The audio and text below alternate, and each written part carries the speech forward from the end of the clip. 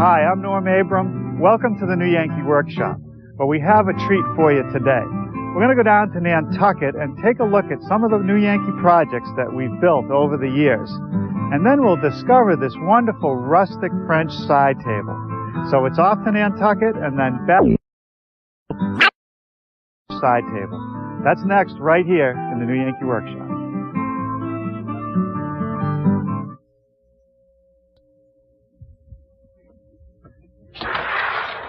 Well, I always like to visit this place. I get to see some of the antiques that inspired pieces that I've made, as well as check out some of the reproductions I've built to see how they're doing.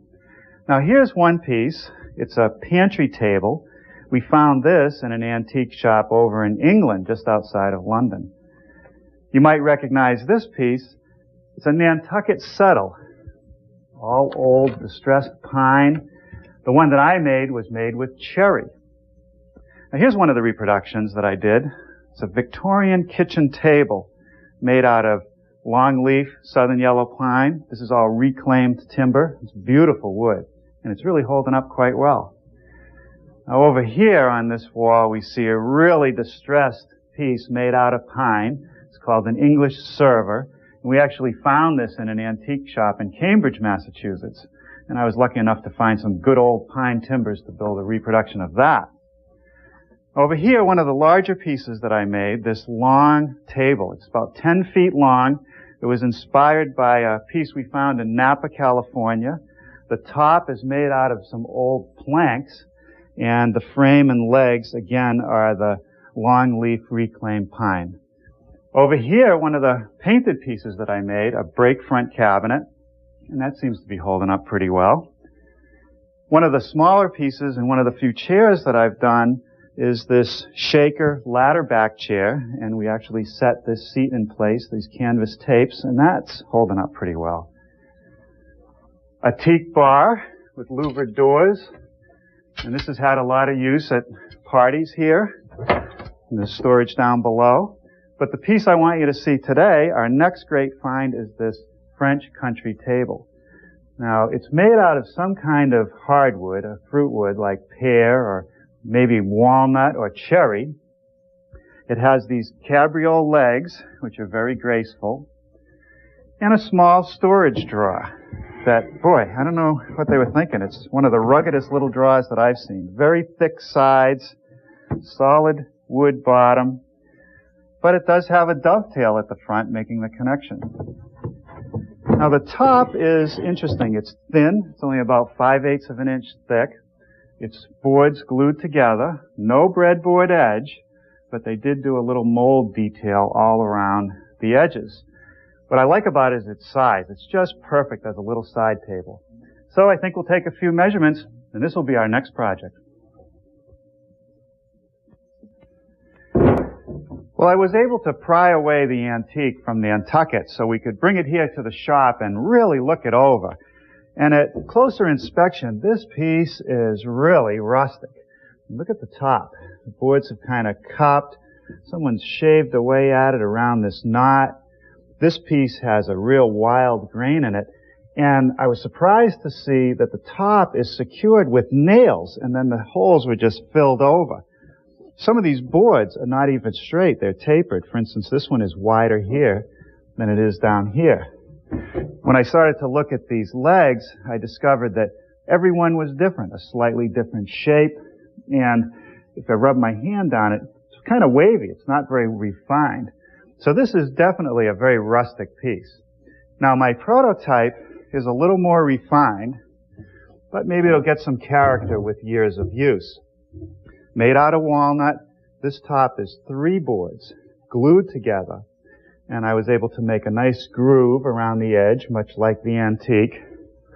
The legs are these graceful cabriole legs, which add a lot of character to the piece. So if you'd like to build your own French side table, a measure drawing is available with the materials list, and you'll hear more about that before the program ends. Now for the wood, we turn to our friend Sam Sherrill out in Cincinnati. And you might recall we did a program a few years ago where he runs a group called Trees to Furniture.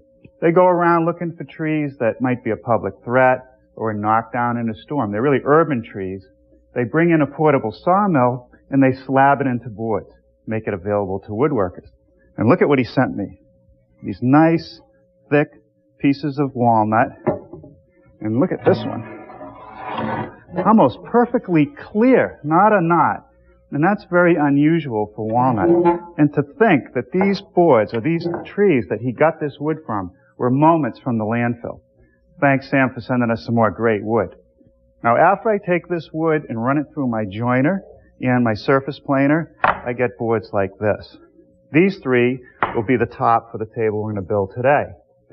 I try to match them for grain and texture, and I think we've come pretty close on that.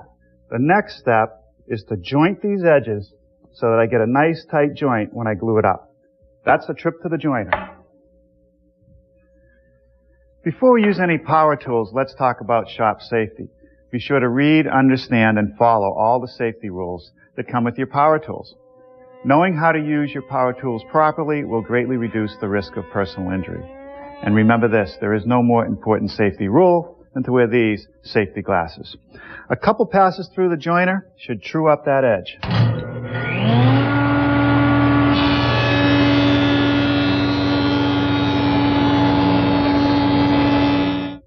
All right, now it's time to glue them up. And I'm just rolling on a carpenter's glue. This one happens to be a dark wood glue. That way the seam will be totally invisible. And you'll also note that I'm not using any biscuits in this top. There's not going to be a lot of stress on these joints. And if they were to fail later, that's not the worst thing in the world. I mean, that's what happened to the antique. The other reason that I don't use biscuits in a top is that we've discovered that occasionally the wood in the area of the biscuit shrinks and it telescopes through. It sort of leaves a little bit of a divot. And that doesn't look very good on a top, so we're not going to use any here today. Okay, set this aside to dry, and we'll start working on the legs. Here's a blank that I glued up, a couple thick pieces, and here's one of the legs. Now, I need a blank this large because if I put the leg along one area of the corner, and you'll see that as it goes down to the bottom, I'm going to use up the whole width of this blank. It's about 3.5 inches square. I'm going to take it out of the clamps and bring it over to the joiner and true up an edge. The fence on my joiner is exactly 90 degrees to the table. I'm going to take this flat surface and rest it up against that fence. And when I run it through the joiner, that corner will end up being perfectly square.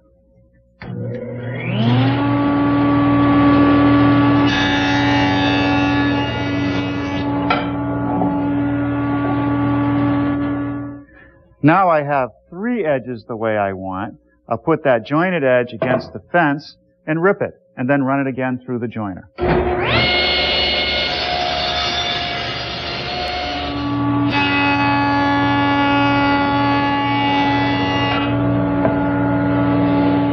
Let's take another look at the sample leg. The first thing that I want to machine are the mortises for the rails. Now I suppose I could shape it first, and then figure out a way to support the leg so that as I bring my chisel down, I get a nice straight mortise. But it's a lot easier to do it while the blank is still square and straight. So here's our blank, and I want to do the layout. Here's a template that I made out of 1/4-inch plywood. I lay it on the piece, flush with the corner, and I like to use a piece of wood for support. And now you can see why the blank has to be so large. We're going from that back corner right to this corner. It's a lot of wood, but this is the way they're traditionally cut. I hold it in place, use a fine tip pen, ink, and mark it. Okay, now I rotate the blank. I'll rotate the sample leg around, take the template, rotate it, set it on the corner, and lay it out. Now where the straight part of the leg meets the curve, I'm going to bring a line around. Now I'm marking the top of the leg.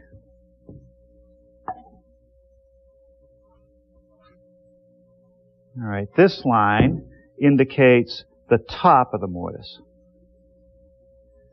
And this, the bottom of the mortise. Now let's dig it out. The bit will remove most of the material. The chisel will square it up.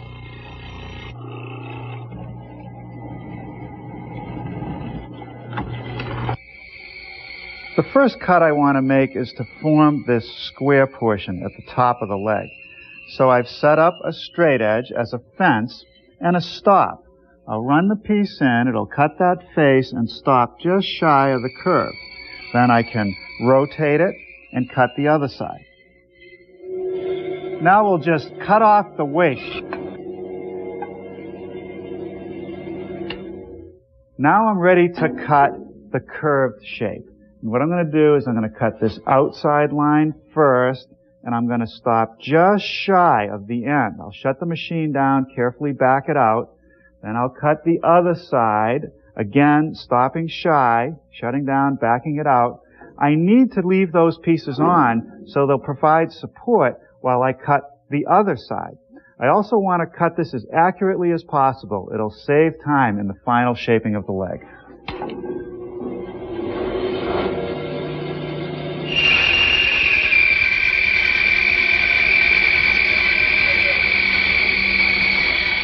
Okay, now I just want to spread it a little bit to take the pressure off the blade and slide it out.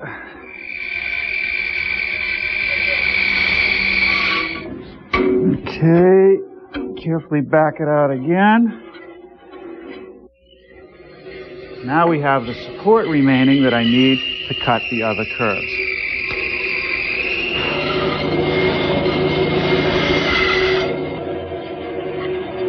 There it is, all roughed out. I've set up a few of my clamps to hold the leg securely as I start to refine the shape. And I'm starting with this rasp. I want to get the initial roughness from the cuts off. And then I'll switch over to my sander with some 80 grit paper.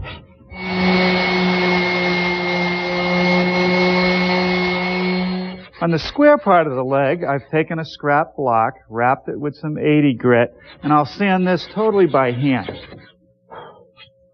For the final sweetening of the piece, I'm using a cabinet scraper, a flexible piece of steel that has a little burr on the edge, and what it does is it just shaves off a very small amount of wood, making the piece nice and smooth. Well, now I want to make the tenons on the end of the rails to fit into those mortises. Here's a sample. What I've done is set up a stop block, set the blade to the right height, and I'll first make the shoulder cut by doing a pass on each side.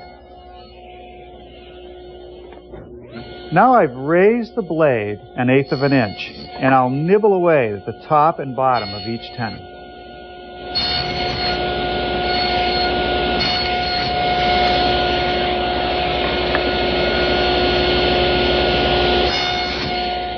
The last cut to form the tenon is called the cheek cut. It's these side cuts.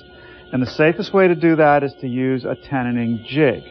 It holds the piece securely in place as I push it through the saw. Let's take a look at underneath the prototype.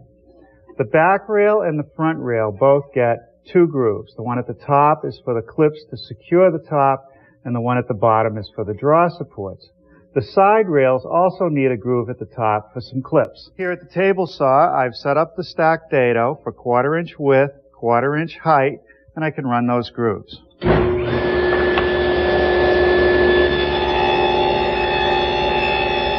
Take another look at the prototype. There's a decorative groove right at the bottom of each rail, and I'll do that at the router table. I've installed this decorative plunge bit in my router, and I'm just going to use a little bit of this tip. Now take a little bit of sandpaper and clean it out. There's a cutout in the front rail to make the drawer opening. So here's my blank with the layout. I'll make the cross cuts on the bandsaw. I'll make the rip cut with a small circular saw.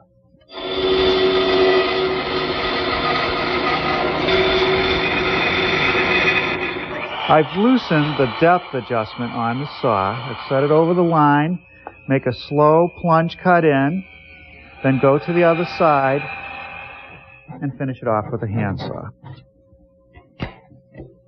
I've just made a tenon at the end of this piece of poplar that will fit into the grooves I made in the rails. Once this is glued in place, it'll support the drawer. All I do is nibble away the material with the saw blade. Finally, we're ready for some assembly.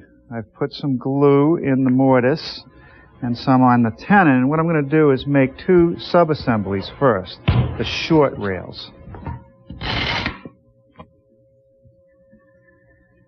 Okay, now we can slip in the long rails. Get those positioned.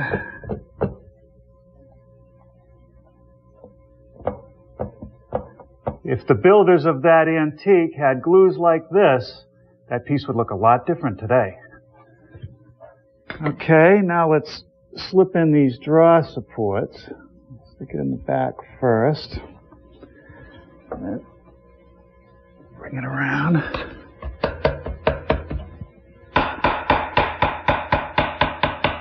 No need for brads here. The glue will do the job.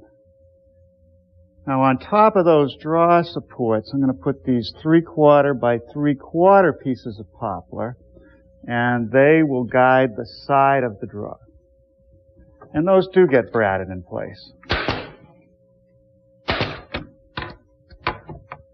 But while the base sits in the clamps for a while, let's turn our attention back to the top. It's dried nicely. I'll take a scraper and remove some of this excess glue.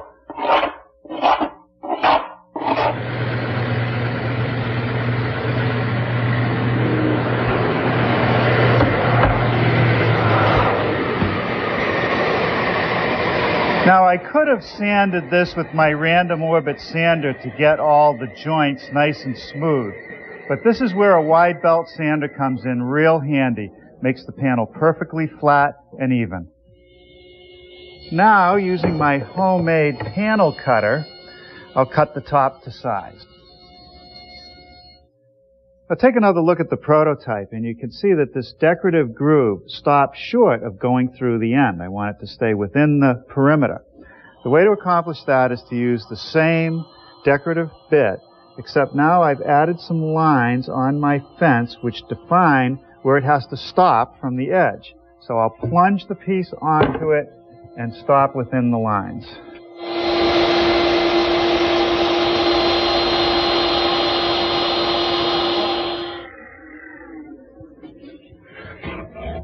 Okay, that's good. I can sand it and clean up the corners with a chisel.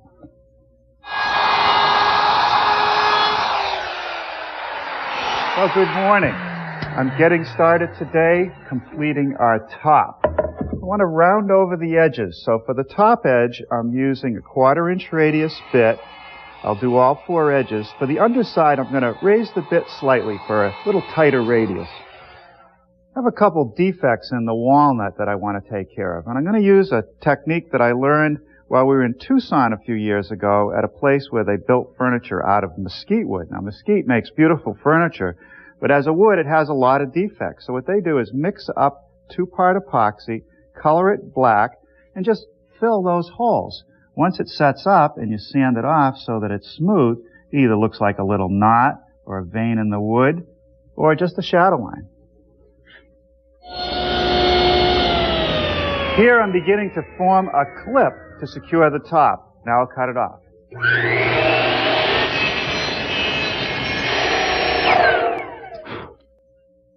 After drilling a hole in the clip for a screw, I can now place them in the groove, and when I drive a screw through the clip into the top, those will hold it in place. Well, now it's time to turn our attention to the drawer. The front is walnut, the sides are solid poplar, and the bottom is solid poplar, but I could have used plywood there. Now, the first thing that I want to do is make some rabbets, one on each end, and a shallower one along the bottom.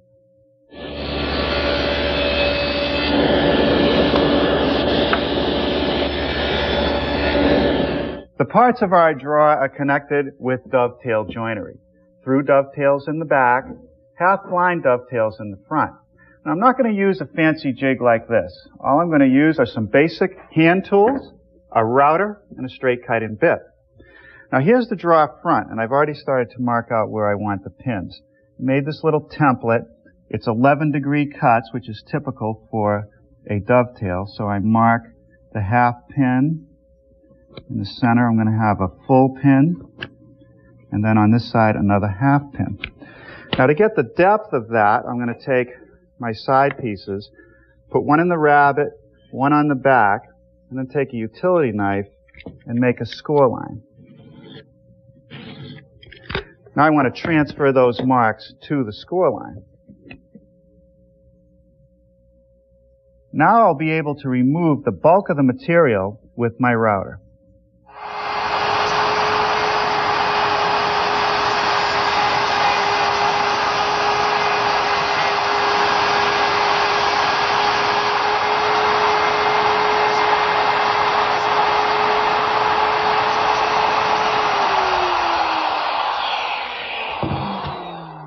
Now I'll just take a chisel and clean it out to the lines.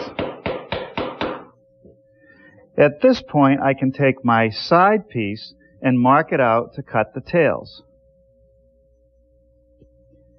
Using a sharp utility knife gives me accurate marks and a place to set the chisel.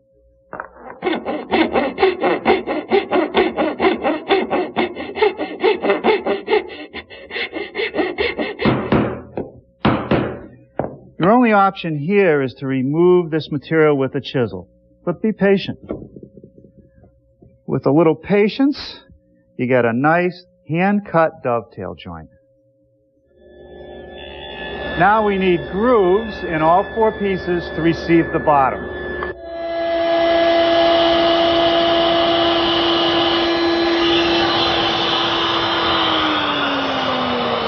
Once again, I've used my decorative bit to put a little groove around the draw front.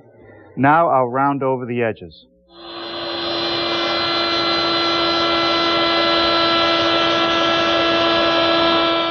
Let's put it together. All right, now for the bottom. No glue here. All right, that's it. And I think I'll put a clamp on these back joints.